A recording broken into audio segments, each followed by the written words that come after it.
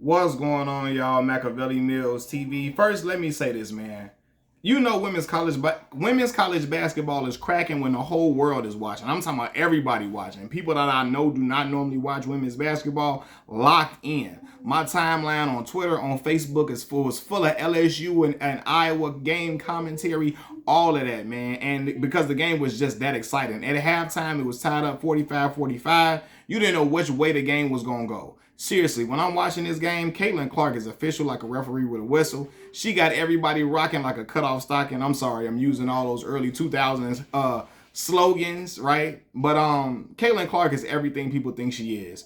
She's not only a great shooter, bro, she's a great basketball player. She knows that the defense is going to draw out on her. When she's on a fast break, she's pulling up to the three-point line because she know Angel Reese and them are going to close out on her, and she will dish the ball to an open teammate driving to the basket. And she did that several times, man. Great passes. She know when to pass, when to shoot. And again, her trigger is quick. Every time she come across half court, you gotta hold your breath because she bound to pull it in your face because she know she can get a shot off on anybody. And tonight in particular, she was putting that belt on Hailey Van Lith. I'm talking about Hailey Van Lith couldn't see her if there was a mirror in front of her. Goddamn, like she couldn't see she couldn't see her at all in no way possible. Couldn't guard a picture of Caitlin Clark. And I'm like, boy, Caitlin Clark putting that belt on her, and it was not pretty at all. I'm gonna say this too, man. Hailey Van Lith had a terrible game. She turning the ball over every which way. She's not scoring. She missing shots. Every time she threw a pass, I'm like, yo, it's looking like it's almost a turnover. She throwing passes in traffic, throwing the passes at the wrong time.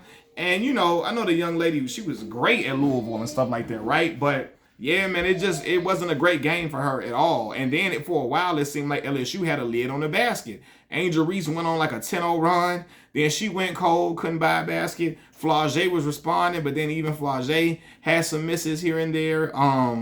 You had Anissa Morrow at times was missing shots.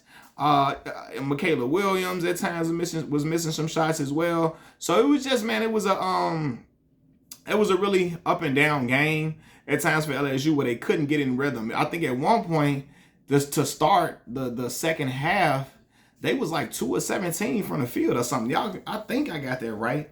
But they were missing a lot of shots, and Iowa capitalized on that, man. Followed, you know, in particularly led by Caitlin Clark, man. I'm talking about when I saw her hit to 8 threes, I'm like, bro, this is ridiculous. She really out here like a female Steph Curry.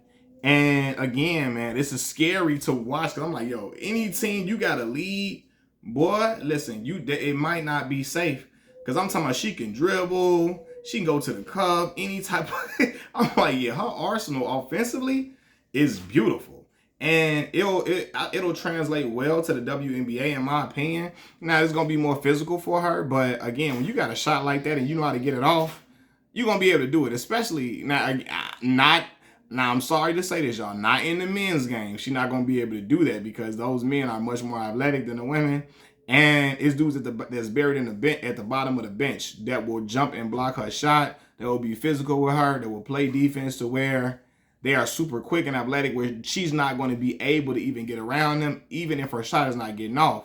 But as far as like the women, for the most part, the athleticism from the WNBA to women's college basketball is pretty much the same. So she's gonna be playing against a similar type of athlete she's playing against now. So she'll be able to be still effective, and I think she'll be a star. And she's great for the game. A player like her will bring eyes to the WNBA, and it will generate revenue, which is what the WNBA players need in order to get paid more. They need people really buying into the sport. They need people coming to the games, buying the merchandise, all of that. And a player like Caitlin Clark can be a driving force for that, right? But yeah, man, I'm watching the game. It was super exciting, and yeah, but I'm looking at the game like, boy, Hailey Van Lith is in trouble. What Caitlin Clark was doing to her was illegal in all 50 states. I was looking at that white on white crime out there taking place. I said, oh my God. Oh my God. Listen, you can't call Johnny Cochran for this one. Who you got to call for this? Maybe, what's a famous white lawyer? I don't know. I can't think of one right now. You got to call somebody else for that because, boy, it was looking vicious out there. But yeah, man, LSU went through a very a cold spell, and they were letting Iowa score on a fast break a lot. They couldn't get back down court quick enough. After they scored, they missed a shot. Iowa players all the way down court, nobody down there to defend the shot at times, or somebody coming down there late and fouling. So yeah, it definitely that played a part. I'm gonna say this too, man. What is this? This was an Elite Eight game, I believe. This is Elite Eight, yeah. I think is it a Final Four? Elite Eight, Elite Eight, I believe. Right?